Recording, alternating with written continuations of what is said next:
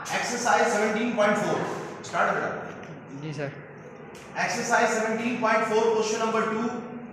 हमने जो इसका पहला पार्ट कर चुके हैं, A union B and B union A commutative property prove करनी थी वेन डायग्राम। इसमें वेन डायग्राम। अब हमने ये प्रॉपर्टी प्रूव करवानी है A intersection B is equal to B intersection A. तो अब इसमें इंटरसेक्शन का ऑपरेशन प्रूव करवाना है, तो हम इससे पहले ये लेफ्ट साइड इसकी हल कर लेते हैं। इस क्वेश्चन हम कहते हैं ए इंटरसेक्शन बी, ठीक है, लेफ्ट हैंड साइड। तो अब लेफ्ट हैंड साइड में इंटरसेक्शन बी का आंसर क्या आएगा? इन दोनों में ए और बी में इंटरसेक्शन यानी कॉमन क्या क्या है? क्या कॉमन है? 5 और 7 बस ना। तो ये ए इंटरसेक्शन बी आ गया।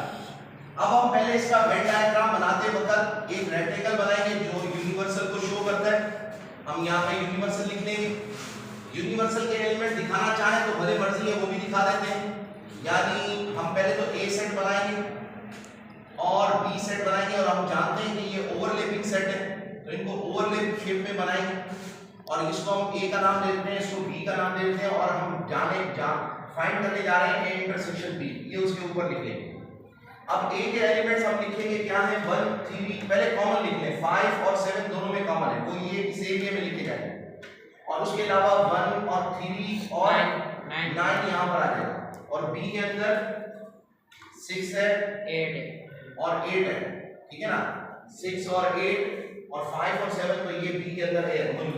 बाकी यूनिवर्सल के भी एलिमेंट्स अगर लिखना चाहते हैं तो वो भी हम लिख सकते हैं।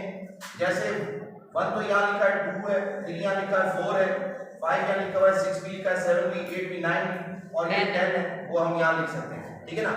ये बाय आ गया। अब इंटरसेक्शन जब हम करेंगे तो हमें पता चल रहा है कि हमें ये दो एलिमेंट्स चूज करने हैं। ये एलिमेंट दो चूज कहाँ हो रहे हैं? यहाँ पर।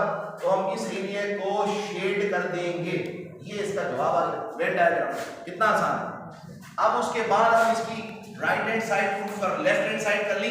अब हम कहेंगे नाउ राइट हैंड साइड। और राइट हैंड साइड पर हमें प्रूफ करवाना होता है इसको कम्यूटेट करके। तो कम्यूटेटिव प्रॉपर्टी में क्या होगा? बी इंटरसेक्शन ए।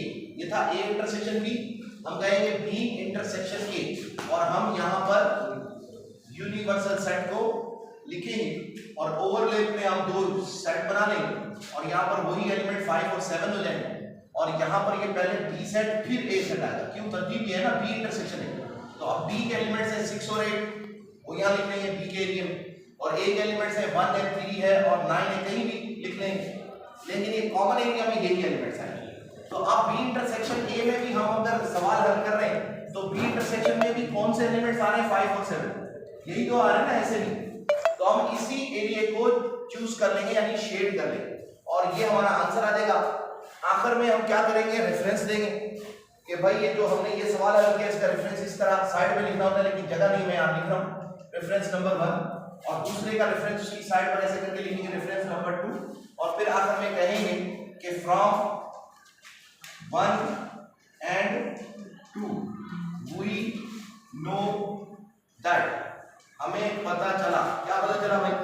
कि हमारी जो लेफ्ट हैंड साइड है वो राइट हैंड साइड के बराबर आ गई, और ये यानी ए इंटरसेक्शन बी जो कम्यूटेटिव प्रॉपर्टी है इंटरसेक्शन बी और बी इंटरसेक्शन ए, ये वेरीफाइड हो गई। क्या हो गई? वेरीफाइड। ये आंसर आ गया। क्या मुश्किल है इसके अंदर? कुछ पूछना है इसमें? क्लियर है? स्टॉप।